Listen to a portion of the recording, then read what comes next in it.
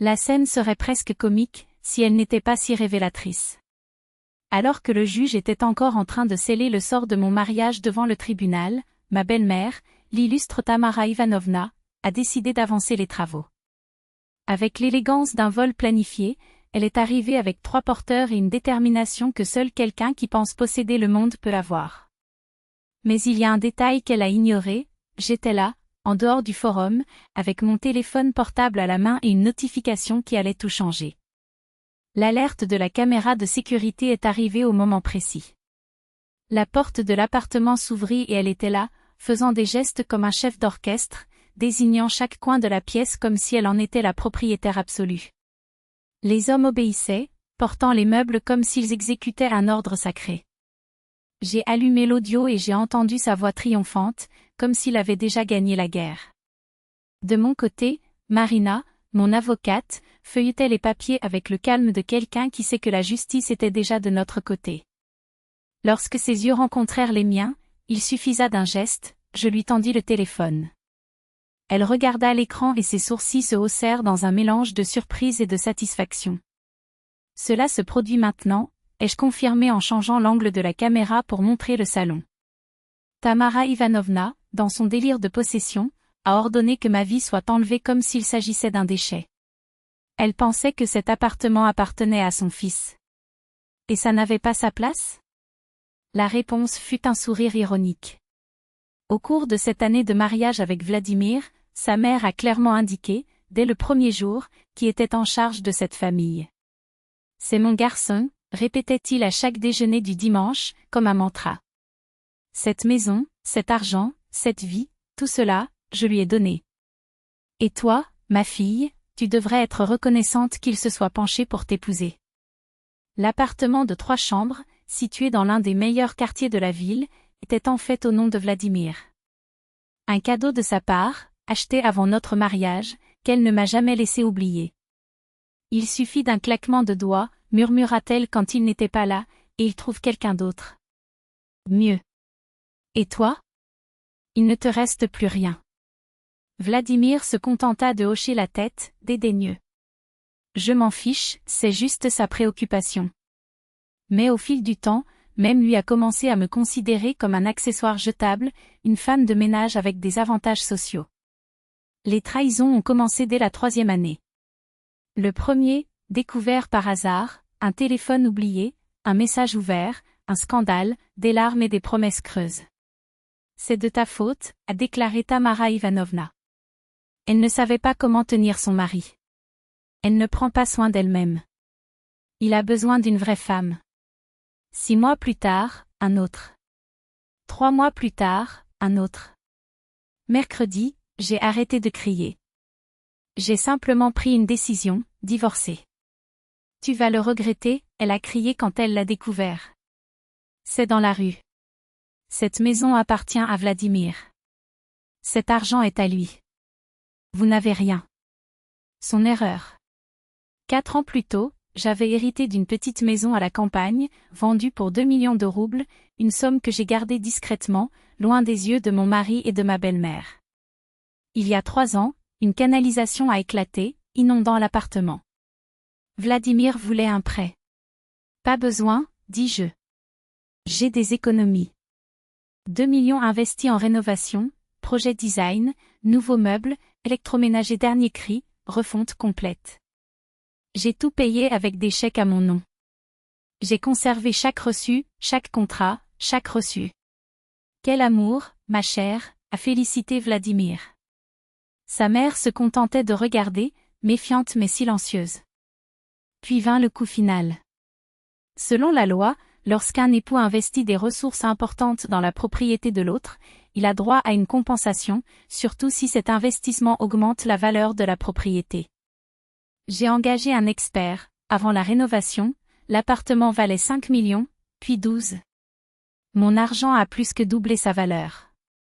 Lors de la demande de divorce, mon avocat a tout présenté, chèque, documents, expertise. Le juge a été clair, la propriété était désormais partagée, à 60% pour moi et 40% pour Vladimir. L'audience s'est terminée 1 heure plus tôt. Il en ressortit pâle, incrédule.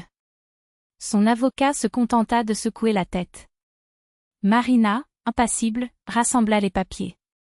C'est impossible, cria Vladimir. C'est ma maison. Ma mère l'a achetée. Votre mère a acheté une boîte vide, corrigea patiemment le juge. Votre femme a transformé cette boîte en bien immobilier de luxe.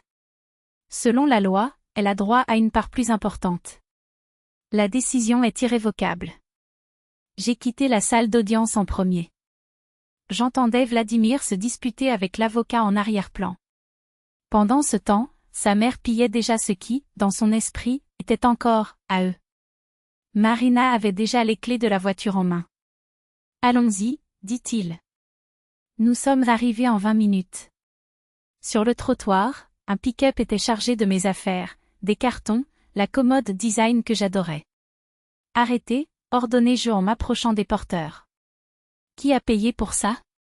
La dame là-bas, répondit l'aîné en haussant les épaules. Et as-tu vérifié si ces meubles sont les siens? Ils échangèrent des regards. Nous montons. Tamara Ivanovna a emballé mes plats pièce par pièce, comme s'il s'agissait d'un trophée. Quand il m'a vu, il s'est figé. Que faites-vous ici? Ai-je demandé en regardant autour de moi le chaos qu'elle avait créé. Je suis chez moi, répondit-il, mais sa voix se brisa. La question est, que fais-tu ici? C'est la maison de Vladimir. Plus maintenant, répondis-je sèchement. Du moins, pas seulement le sien. Il y a 1 heure, le juge a statué que 60% de cet appartement m'appartenait. Que faites-vous maintenant? Vol. Intrusion. Détournement de fonds. Elle haleta, offensée. C'est le truc de mon fils. Non, ce n'est pas le cas, répondis-je en montrant les reçus sur mon téléphone portable. Cette commode? La mienne, achetée avant le mariage. Ce canapé? Payé par moi. Cette vaisselle? Un cadeau de ma part. Ce tableau? Un héritage de ma grand-mère. Voulez-vous que je le garde? Marina s'avança. Je suis l'avocat d'Anna.